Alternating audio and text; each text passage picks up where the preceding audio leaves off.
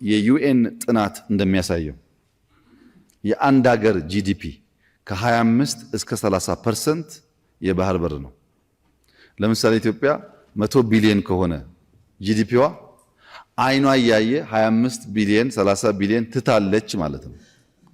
ዘሚኒት አክሰስ ስታገኝ ያ ቫልዩ ያ አማውንት ይጨምራል። ይሄ የዩኤን ጥናት ነው። ሰላም ጤና ይስጥልኝ ውድ የመሃል ሜዳ ቤተሰቦች፣ በዛሬው ትንታኔያችን የባህር በር ለአንድ ሀገር የሚያስገኘው ጥቅምና አለመኖሩ ደግሞ የሚያስከትለውን ጉዳት ከተለያዩ አቅጣጫዎች እየተመለከትን ቆይታ እናደርጋለን። ቻናላችንን ላይክ፣ ሼር፣ ሰብስክራይብ በማድረግ ቤተሰብ ይሁኑን።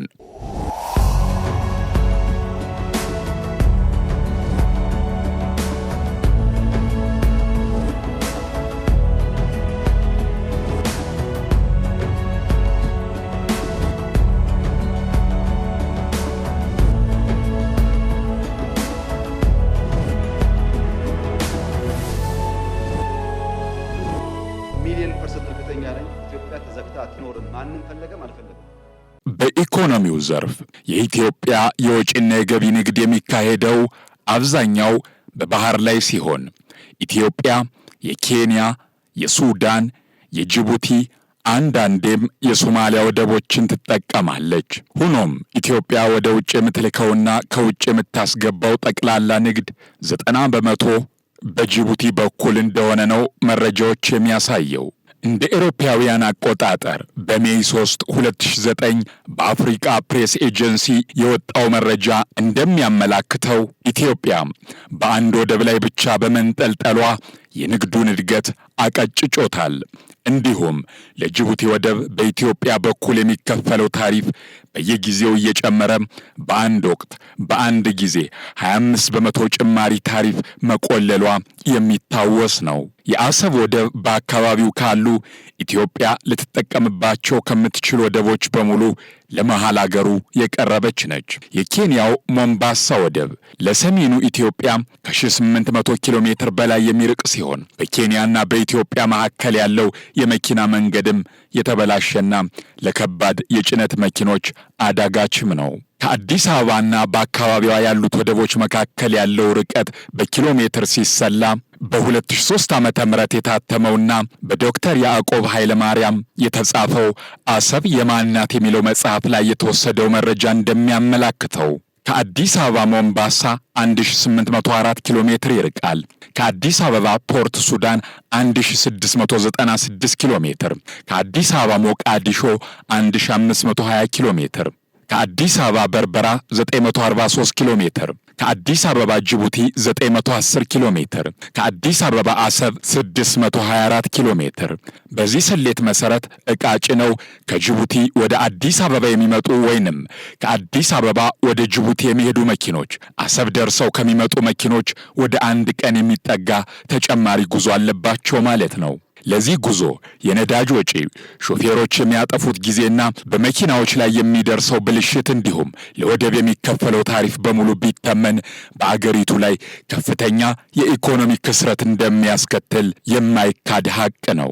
እንደ ኢትዮጵያ ወደብ አልባ የሆኑ አገሮች ከዋና ዋና የገበያ ማዕከሎች የተገለሉና ከገበያ ማዕከል የራቁ ሲሆኑ ወደብ አልባነት ለኢኮኖሚ እድገታቸው ከፍተኛ ማነቆ ሆኖባቸዋል። ቻውድሪና ኤርዳነቢል የተባሉ ምሁራን ባደረጉት ጥናት መሰረት አንድ ወደብ አልባና ወደብ ያለው በሌላ በሁሉም ነገር ተመሳሳይ የሆኑ ሁለት ሀገሮች ብንወስድ ወደብ አልባው ሀገር በኢኮኖሚ እድገቱ በ1% ወደብ ካለው ሀገር ወደ ኋላ ይቀራል።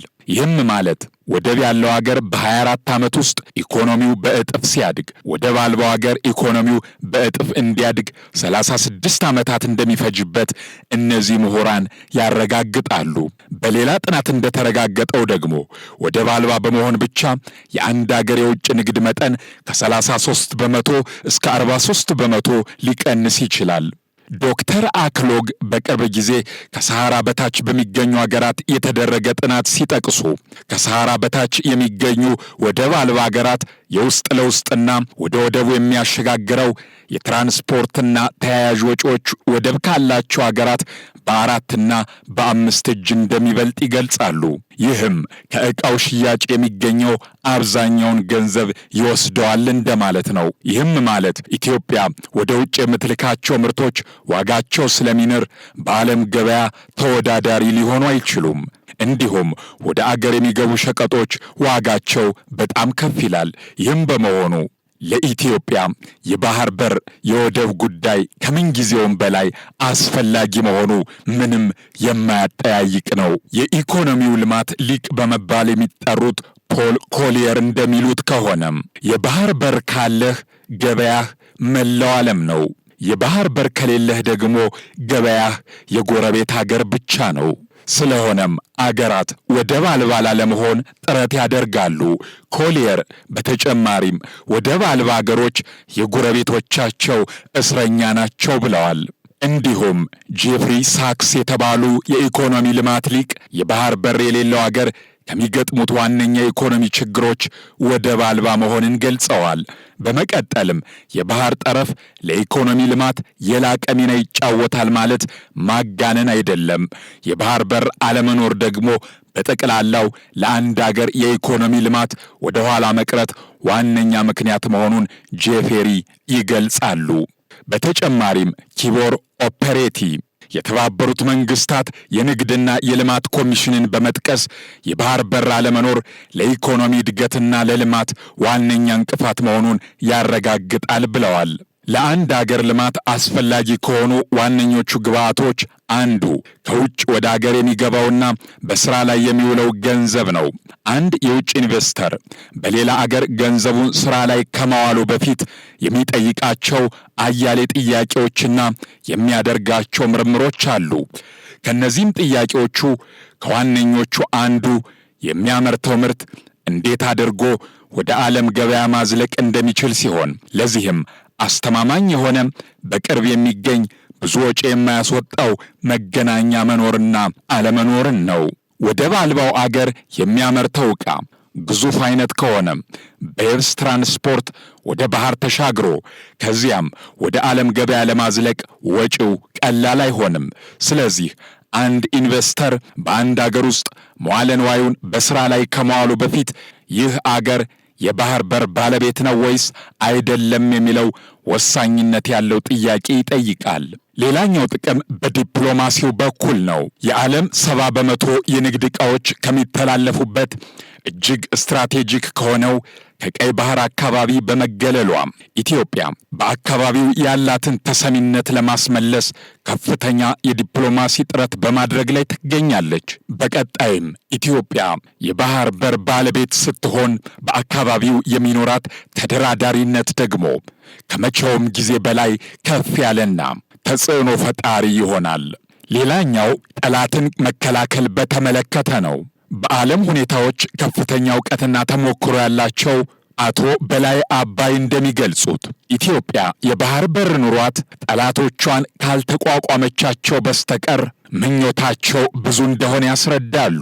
እንደ ጥንቱ ግብፅ በአባይ ላይ ባላት ጥቅም ምክንያት ኢትዮጵያ አባይን ለልማቷ እንዳታውል ማተራመሷን ትቀጥላለች ሲሉም ይገልጻሉ። የባህር በር ከኢኮኖሚ ጠቀሜታው ይልቅም የአገርን ነጻነትና ደህንነት ከማረጋገጥ አንጻር የሚኖረው ሚና የላቀ እንደሆነ ነው በርካታ የዘርፉ ምሁራን የሚያስረዱት።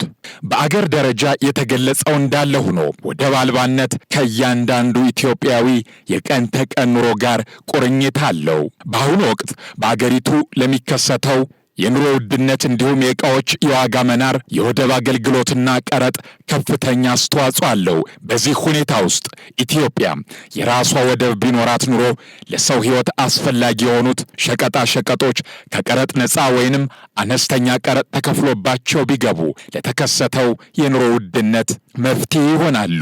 በዓለም የበለጸጉ ጥቂት ወደብ አልባ አገሮች እንዳሉ ሲታወቅ በእነዚህ አገሮች አካባቢ የሚገኙ ሰፋፊ ገበያና የዳበረ ኢኮኖሚ በመጠቀም የወደብ አገልግሎት አለመኖር የሚያስከትለውን ጉዳት መቀነስ ችለዋል።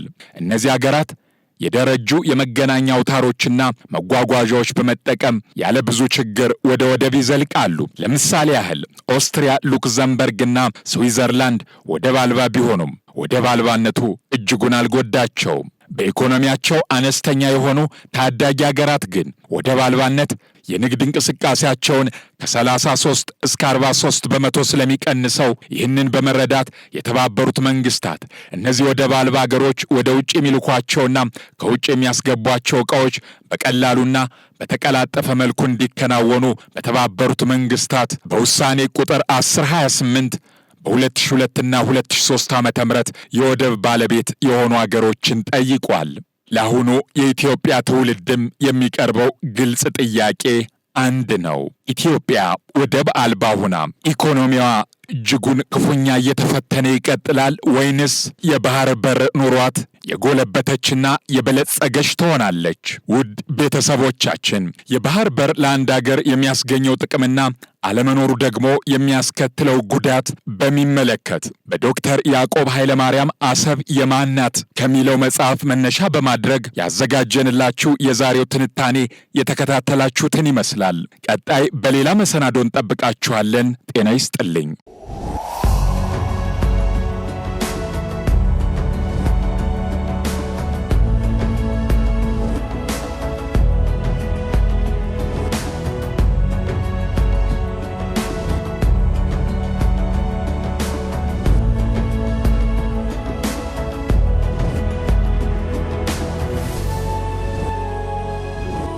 ሚሊዮን ፐርሰንት እርግጠኛ ነኝ ኢትዮጵያ ተዘግታ አትኖርም። ማንም ፈለገም አልፈለገም